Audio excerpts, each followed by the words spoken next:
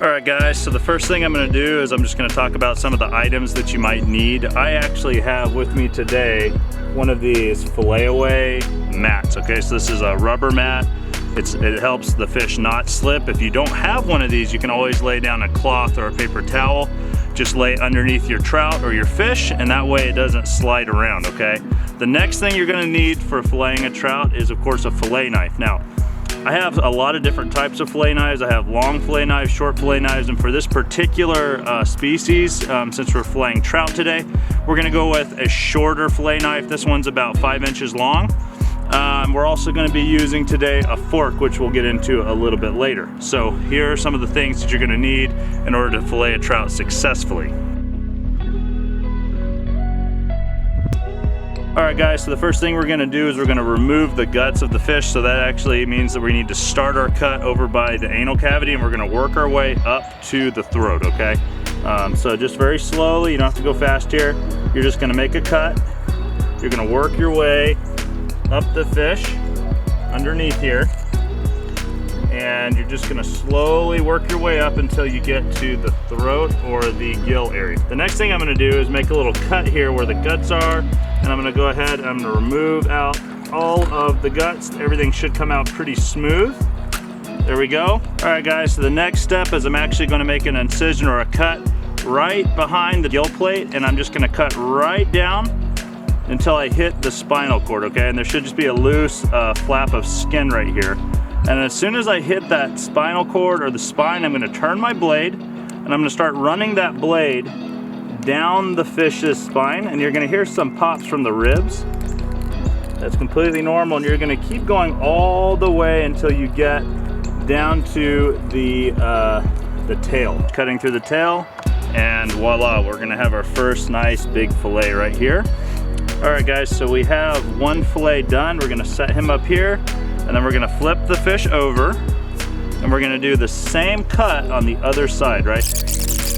The next thing I'm going to do is I'm actually going to go ahead and approach the ribs, and this is where having a fork really comes in handy, okay guys, because what I want to do is make sure that nothing slips as I start to cut. So I'm going to go ahead and just drive this fork in right here, actually get a little bit closer to the ribs itself, and I'm going to do a little light cut here right underneath the rib cage.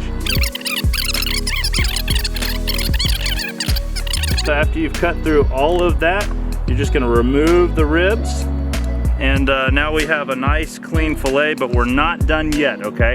Because there's still one more piece of this fillet that we need to remove in order to have no bones, okay? So this next section is what we call the pin bones, okay? And if you run your knife down the top portion of this fillet where it's nice and meaty and thick, you can actually feel some little bones, okay? Now these bones don't actually go all the way to the skin. They kind of hang out right here and then go halfway into the meat. So what we want to do is we want to do a zipper cut, and we want to cut out these pin bones. So how do we do that? Well, we start on one side of the pin bone, and you can just run your hand, figure out exactly where it stops. It stops right here. I'm going to run my pin bone where I angle in the knife at an angle pointing downward, and you'll see why here in just a second. And I'm just going to slowly run my knife up this pin bone. Want to make sure I stay on the right side of it, so I just fill up the meat as I go. And I'm cutting just a nice angle. Now, what I'm going to do is I'm going to come right back now. I've made one cut, and I'm going to come right back to the top, get on the other side of the pin bone, and I'm going to make another cut angled in as well. All right guys, so it's called a zipper cut because once you've cut both sides and you've angled it, look how it just kind of zippers right out. Do you see that? So now we're gonna pull the rest of this out. The pin bone ends right there. So I'm gonna go ahead and give it a cut. And now we have a legitimate boneless trout fillet, okay guys? So the next step is to repeat on the other one, and then we're ready to get into the kitchen. Alright guys, I'm all done filleting the trout. The next step is to get it on ice, which I've just done. And now we're gonna properly go ahead and put the lid on, store this away until it's time to go ahead and begin the cooking process. And let's go ahead and prep our other ingredients.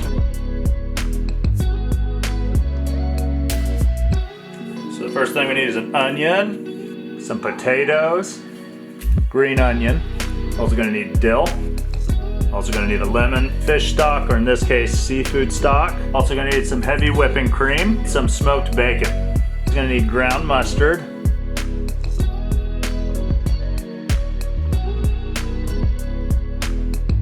Alright guys, the next step is to get a nice pot filled up with water so you can boil your potatoes. So let's get it started.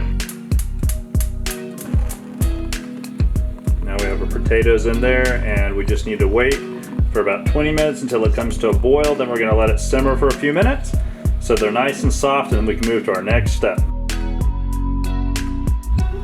Alright guys, while we're waiting on our potatoes to boil, I'm going to go ahead and start chopping some of the onions and just getting them prepped and ready to go.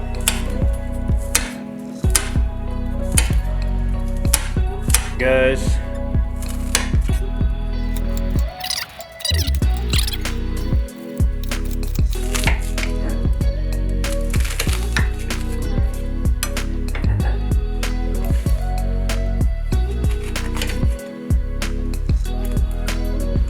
alright guys, so now the water has come to a boil for our potatoes. We're going to actually cut it off, let it simmer for about 5 minutes, and then we're going to go ahead and dice those up and get ready to fry them. Alright guys, so now that we've got the potatoes almost finished boiling and cooking, we're going to go ahead and start our sauce. So the first thing I'm going to do is 1.25 cups of our fish stock or seafood stock. So the first thing I'm going to do is go ahead and just dump this into our saucepan. And we're going to do 1.25 cups. Alright, and we're going to go ahead and start heating that up. There we go. That's exciting. Fish stock is starting to heat up. So we're getting ready to add our next ingredient, which is going to be our heavy cream. We're going to be adding in 1/2 cup. I'm going to go ahead and add that to our mix. Alright, we're also going to add 2 tablespoons of mustard. So 2 tablespoons of mustard.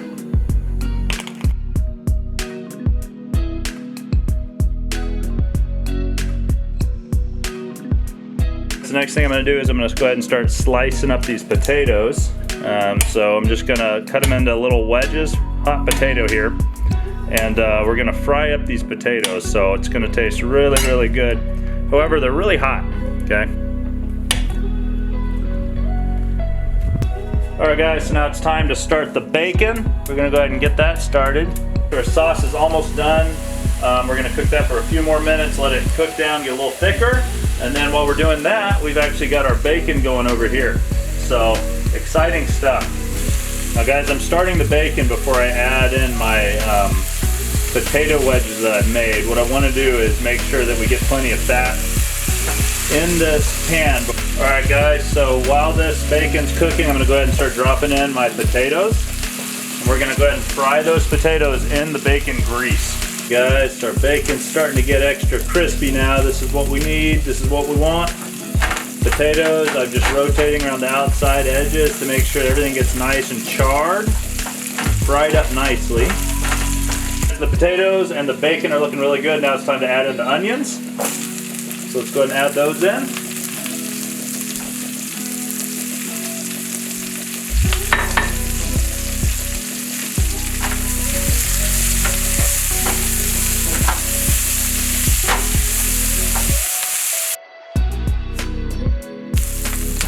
Alright guys, so I'm going to go ahead and cut the heat off for our potatoes and onions.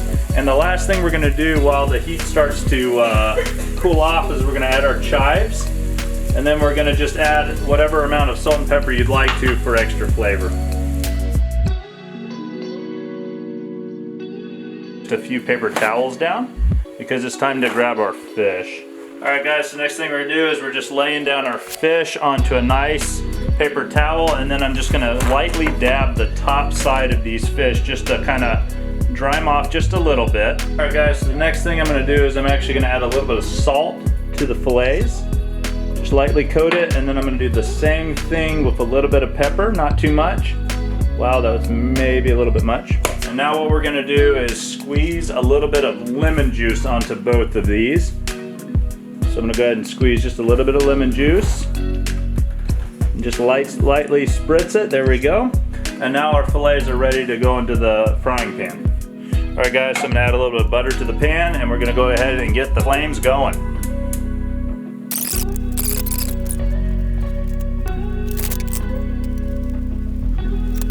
All right guys, so we're finally ready to drop our fish into the frying pan. So we're gonna go ahead and drop both in. And my goal is to get these both nice and golden brown on both sides. All right guys, so after I've let the fish simmer for about a minute, I'm gonna go ahead and flip it over so that we also get the side that's got the meat face down and the skin facing straight up. Just like that. Take a moment and just check out that beautiful scene happening right there, people. All right guys, so I'm gonna go ahead and get back underneath this fish. I use 2 spatulas to help me kind of flip it so that I don't break the fish, right? Oh man. Now we're getting there guys, it's getting very close. I just want to see kind of a golden brown layer. All right guys, so I'm going to go ahead and flip these trout over one more time. And that should do it because now they're getting very tender and they're about ready to be plated.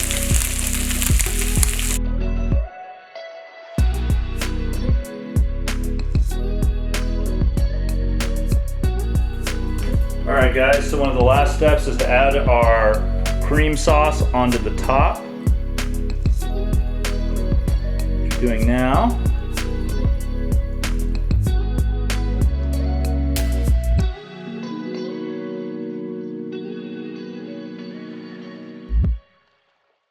All right guys, so we just finished our beautiful trout here. I'm very excited to dive in, so let's go ahead and take a bite and see how it tastes. Go ahead and get a little end piece there of some potato, a little onion on there.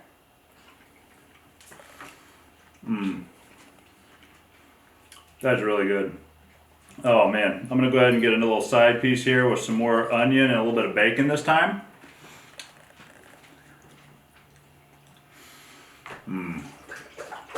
This is fantastic.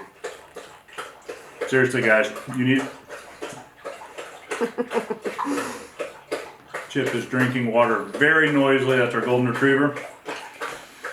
But I am telling you guys, this combination of food with the trout is fantastic. So please do yourself a favor, make this meal, make your stomach happy, okay? That's all for me. I'm gonna keep eating. We'll see you guys on the next one.